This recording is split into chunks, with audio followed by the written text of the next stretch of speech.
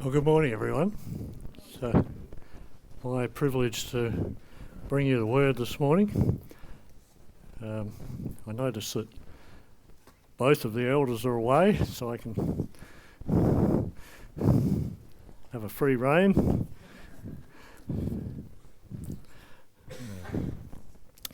Okay, so I guess most of us are pretty familiar with the book of Job. Or at least we've got a pretty good outline of what it's about. But, sometimes we go to a reading like this or a book like Job and think, oh, I know all that. It's sort of a book that it's a bit of a go-to book on suffering, even though it really doesn't give any answers to suffering. But when we were in England recently, we were at a church where the reading for the day was from Daniel chapter 3, the story of Shadrach, Meshach and Abednego. And as they started to read, I thought, oh, well, I pretty much know this off by heart. But actually, it's just so wonderful to hear it again.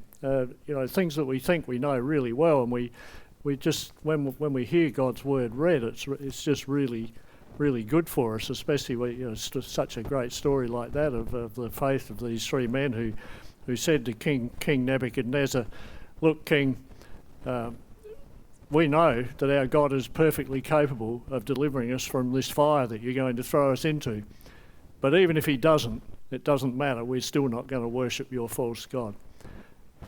And so Job's sort of the story, I don't think it'll hurt us for me to remind you of that Job was a very important man in his day. He probably lived sometime between Noah and Abraham in that period. We don't really know because the text doesn't tell us. He was a very wealthy man, but also a righteous man. Even God referred to him as blameless and upright. What does that mean? Well, it doesn't mean he was completely without sin, because nobody is. The Bible also tells us that everyone has sinned and fallen short of what God requires. But blameless and upright means that a bit like King David, even though he made mistakes and he sinned, it wasn't in his nature, and when he did, he was deeply remorseful and wanted God to not go away from him, not to depart from me, Lord, because of what I've done. I need you, and I'm so sorry for what I've done. It's that sort of thing. And one day we're told that in this really strange scene where in heaven, where it says the sons of God appeared before God, and he asked them what they'd been up to. I presume this is the angels, but also Satan was among them. And God asked Satan if he has ever seen anyone like Job, a man who fears God and turns away from evil. Well, Satan replies that Job's only like this because God's so good to him, that God looks after him and blesses him and protects him. And if God was to withdraw that protection, then Job would curse God. So God gives Satan permission to destroy everything that Job has, but spare his life. So this horrible scene where all his children are killed, all his livestock, all his servants, Satan really did his worst. And Job lost everything that he had except his life. And his response was to tear his clothes and fall on the ground in worship and say these famous words, naked I came from my mother's womb, and naked I shall return. The Lord gives, and the Lord has taken away. Blessed be the name of the Lord. And so Satan is proved wrong, but he claims that Job only retains his integrity because he's still healthy. Take away a man's health, and then he will curse God. So God gives Satan permission, provided he spares Job's life. So Satan afflicts Job with loathsome sores from the soles of his feet to the crown of his head. And Job's response was, when his wife said to him, how can you retain your integrity now? Curse God and die. And Job replied, shall we receive good from God, and shall we not also receive evil? So Job is left sitting in an ash heap, scraping himself with a piece of broken pottery. He's gone from a man who has everything to a man who's lost everything, except his life. And even that seems like a real curse to him now. Chapter 3 starts off with Job opened his mouth and cursed the day of his birth. He'd wished he'd never been born. So then Job is, you probably know most of this, but Job was visited by his three friends, Eliphaz, Bildad and Zophar, and they just sat and listened and didn't say anything for a long time. But then Job's state of mind wasn't helped at all by what they did say. Job says that he said he couldn't understand why this has happened to him. He says, "Teach me and I'll be silent. Make me understand how I've gone astray." And his three friends believe that God will always bless those who are righteous, and he'll bring evil on the sinner. And therefore Job must have some terrible sin that they just don't know about, and God is punishing him for it. But of course, neither Job nor his three friends know what we know because of what the book tells us. That they don't know about Satan's part in all this. In our series that we recently had on Revelation, we saw that there are things going on in the spiritual realms which we don't know about, but which affect things that happen here. Strange things like angels opening seals and pouring out bowls of wrath, and beasts and a dragon. It's frightening stuff, and yet what they all have in common with the scene at the start of the book of Job is that God is absolutely in charge and in control. That's never in doubt. Satan can only do these things to Job because God gave him permission. And so the back and forward continues between Job and his three friends, and that keeps going right up to chapter 27. With Job complaining that God has treated him unjustly, and his three friends saying, "No, it's your fault. God only allows this sort of thing on sinners." But then we come to today's reading, to chapter 28, and there's a sudden change of direction. And some Bibles have chapter 28 as Job saying the words. They have, like the ESV, for instance, which is the one we use here, has a heading there, Job continues. Remember that those headings aren't part of the scripture, they've been added by the translators.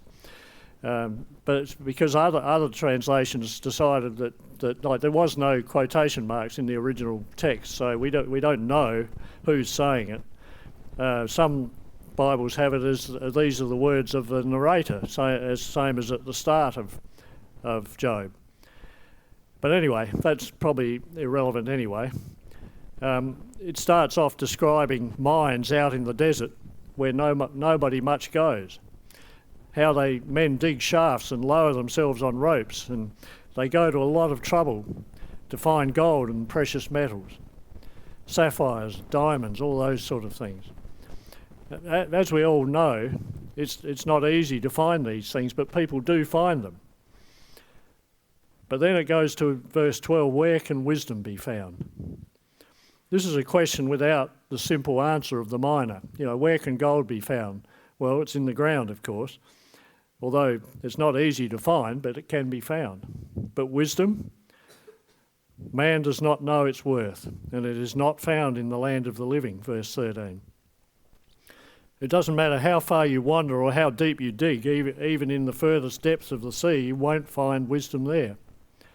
It can't be bought for gold, verse 15, nor can it be valued in gold, verse 19. Even death and hell say we have only heard a rumour of it. So what is the point then of wisdom if it can't be had by man? Well, no, it's not saying, that's not what it's saying. What it is saying is that God himself is the source of wisdom, and it cannot be bought or obtained like gold can. Creation itself shows us God's wisdom. There is no one else who even comes close to his wisdom in the way that he has made things. At the end of this chapter, if you're wondering what is the point of wisdom, well, you've probably noticed the last verse that Archie read for us. He said to man, "Behold, the fear of the Lord, that is wisdom, and to turn away from evil is understanding." And you probably thought to yourself, yeah, I've heard that before, and you have, in Proverbs chapter 9, verse 10. The fear of the Lord is the beginning of wisdom, and knowledge of the Holy One is insight. And it's also a very similar verse in Psalm 111. People who mine for gold and things, they work in a lonely, dangerous and difficult job. But it is worth it when he finds gold. And so is the search for wisdom. It's not obvious, it's not easy, but it's worth it.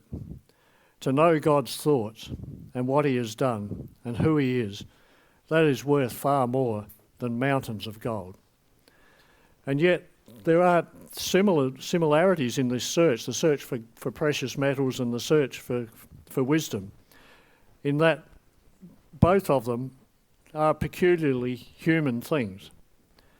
Birds of prey, and the falcon's eye has not seen it, and the lion has not passed over it.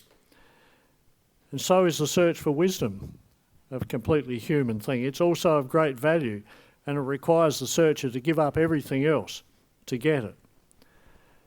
The thing about wisdom is that it is the foundation of creation.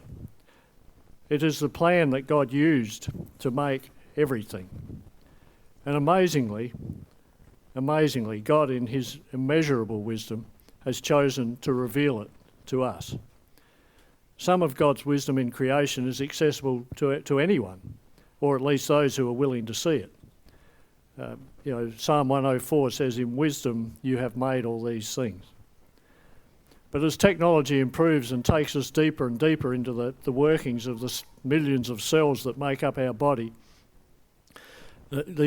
we've found that they contain these microscopic machines that work around the clock, exchanging things that we eat and converting them into our body, and using the air and the water that we take in every day. Do you ever stop and think what you're made of, what your body is made of? Well, what have you eaten all your life? What did your mother eat? That's what you're made of. And it fascinates me. How did pizza and cabbage and bananas and roast chicken and Milo and coffee, how did all those things become you? How does a seed put in the ground convert sunlight and air and water and nutrients in the soil into lettuce or tomato or wheat or whatever? How? God's amazing wisdom in making this world, this unique place that we call Earth, and all the things in it. That shows us some of God's wisdom at least. That's God's wisdom in creation, and it's available to anyone who is willing to admit that there is one who is greater than us. But there is another wisdom. It's deeper, it's older. It goes back before creation. The prophets glimpsed it and longed to see it more fully. They wanted to see it revealed, but it remained secret and hidden until the right time. And when it arrived, it wasn't what most people expected, because 2,000 years ago, a bit like now, the conventional wisdom was that all of our problems, if God wanted to solve all our problems, he would send another King David, a conquering hero who would defeat all our enemies and fix all our problems. And isn't that the way we still think now? That if God would just stop all the wars and cure cancer and all those things. But God in his wisdom knows that these things are not the real problem. They're just symptoms. If he fixed all these things, if he fixed old age and cancer and Alzheimer's and wars and famines, it would just leave a world full of really healthy sinners. And how long would that last before wars broke out again? God knows what the real problem is, and that needs fixing. And then the real problem is man's rebellion against his Maker. Of course, none of us see it that way. We think, oh, well, I'm not rebelling against God. I just want to live my life the way I want, and God can butt out. He should just leave me alone. But do we really want God to leave us alone? You mean without all the things that he has made and given to us, the air, the water, the food, the sunshine, the friends? All these things my hand has made, and so they came to be, Isaiah 66 says. The first thing we need in our search for wisdom then is humility. to admit that there is one who made us and who gave us the gift of life. God says in that same passage in Isaiah, this is the one to whom I'll look, he who is humble and contrite in spirit and trembles at my word. Which of God's words should we tremble at? Well, all of them. But today I want to have a particular look at a passage which is really helpful in our search for wisdom. And that's from 1 Corinthians. And have we got that, Deb, somewhere, I think, on the slide? Yep. But first of all, before we'll look at it in the ESV and go through each verse, but I'll just I'll read you the Eugene Peterson's translation of it, because it kind of opens it up a bit. And he translated it this way: the message that points to Christ on the cross seems like sheer silliness to those hell-bent on destruction. But for those on the way to salvation, it makes perfect sense. This is the way God works, and most powerfully, as it turns out. As it's written, I'll turn conventional wisdom on its head, and I'll expose so-called experts as crackpots. So where can you find someone truly wise, truly educated, truly intelligent in this day and age? Hasn't God exposed it all as pretentious nonsense? Since the world in all its fancy wisdom never had a clue when it came to knowing God, in his wisdom, God took delight in using what the world considered dumb, preaching of all things, to bring those who trust him into the way of salvation. While Jews clamour for miraculous demonstrations and Greeks go in for philosophical wisdom, we go right on proclaiming Christ the crucified. Jews treat this like an anti-miracle, and Greeks pass it off as absurd. But to us who are personally called by God himself, both Jews and Greeks, Christ is God's ultimate miracle and wisdom, all wrapped up in one. Human wisdom is so tinny, so impotent, next to the seeming absurdity of God. Human strength just cannot begin to compete with God's weakness. So now we'll just go through it a bit more slowly on a more conventional translation in the ESV. So verse 18, the wisdom of the cross is folly to those who are perishing, but to us who are being saved it is the power of God. You know, before Shelley and I were converted, we were actually pretty regular in attending church. But there were people in that church who we thought were quite silly because they took their belief in God so seriously, and they actually wanted us to believe. They wanted us to be like them, and we didn't want to be like them.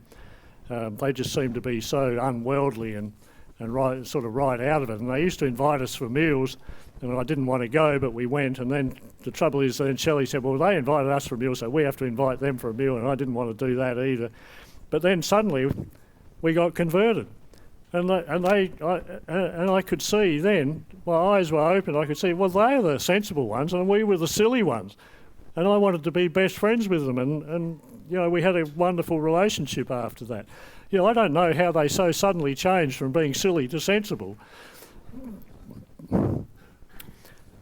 Verse 19, it is written, I'll destroy the wisdom of the wise, and the discernment of the discerning I'll thwart.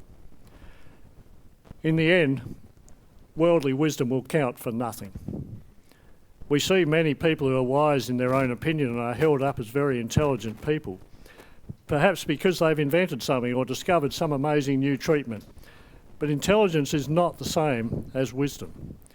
When you're up against the wisdom of God, well, you're going to look silly, no matter how smart the world thinks you are.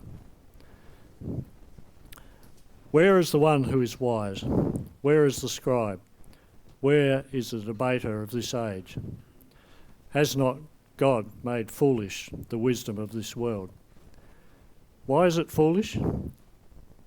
Why is all the wisdom that we see around us that is, you know, does amazing things, why is it foolish? Well, because it does nothing to save us. No matter how wonderful a life you live, how much money you make, how many degrees you've got from university, how many friends, how healthy you are, how many wonderful things people say about you at your funeral in your obituary. If you don't know God, he will write his own obituary for you, and it will say, "You fool." You know, the great Isaac Newton, surely one of the greatest minds that ever lived, the one who discovered gravity and described the motions of the planets and invented or discovered a lot of the processes that we still use in modern mathematics, like calculus. He was lauded by those around him as a great mind, which he certainly was. But for the last 10 years of his life, he gave it all up, and he spent those years just studying the Bible, studying theology, because he realised that all the wisdom he had in all these other things, as useful as it was to the world, it was of no use to him unless he was saved. Verse 21, "For since in the wisdom of God the world did not know God through wisdom, it pleased God through the folly of what we preach to save those who believe." You can't know God through the world's wisdom, no matter how wise it seems. "For Jews demand signs and Greeks seek wisdom, but we preach Christ crucified, a stumbling block to Jews and folly to Gentiles. But to those who are called, both Jews and Greeks, Christ the power of God and the wisdom of God." How stupid, how ridiculous to preach to people that the one they need to rely on and to trust is a man who was sentenced to death as a criminal 2,000 years ago. Jesus, who we are told is the wisdom of God. But in verse 25, it turns out that God's foolishness is much wiser than our wisdom. As we read before in Eugene Peterson's translation, human strength can't begin to compete with God's weakness. Look, there's no doubt that God has created people with amazing abilities to think through problems and come up with ingenious solutions. You know, we all depend on the amazing technology that's been discovered mostly in the last couple of 100 years. You know, as I said, we've just come back from England and taking off from Heathrow in this Airbus A380. Do you know they weigh as much as 6 road trains full of wheat? How the heck is that ever going to get off the ground? And yet they do, and they safely carry people, thousands of people every day all around the world. It's amazing technology. And I don't want to denigrate science. Pretty much all of us here are only too willing to make use of the fruits of science, especially when it comes to medicine. But although we've made impressive gains in the length of our lives, in at least in wealthy countries, we all know, as I've said before, and we all know that the death rate remains stubbornly at 100%. Our human wisdom tells us that all of us here will die. But God's wisdom says otherwise. "I am the resurrection and the life. He who believes in me, even though he dies, yet shall he live. And he who lives and believes in me will never die." It sounds stupid, like unwisdom to the world, and yet it is true. Man's thoughts, processes and logical arguments are just useless in bringing us to the truth. And they're limited in their use in evangelism. They don't have no use, but they're limited. You know, C.S. Lewis was once speaking to a company of army officers, I think this was during the war, about faith and belief. And as was his way, he spoke in a very intellectual and logical way. But one old officer stood up and said, "Look, I don't have much use for all this fancy stuff. Mind you," he said, "I'm a believer. I believe in God. I felt him with me when I was on patrol in the desert at night. There he was, the tremendous mystery. I've met the real thing, and your words seem somehow petty to me." So where does that leave us? Well, my own experience tells me that telling people about God and why they need him will only take you so far. Without God's intervention, they're just words spoken into thin air. And so our most pressing need is to pray for our friends our relatives, our towns, with impassioned prayer, not with half-hearted prayer. And our good God, who is able to do far more than anything we ask or imagine, well, to him be the glory in the church and in Christ Jesus. As Paul wrote in 1 Corinthians chapter 2, I decided to know nothing among you except Christ and him crucified. For he is the beginning and end of our search for wisdom. Amen.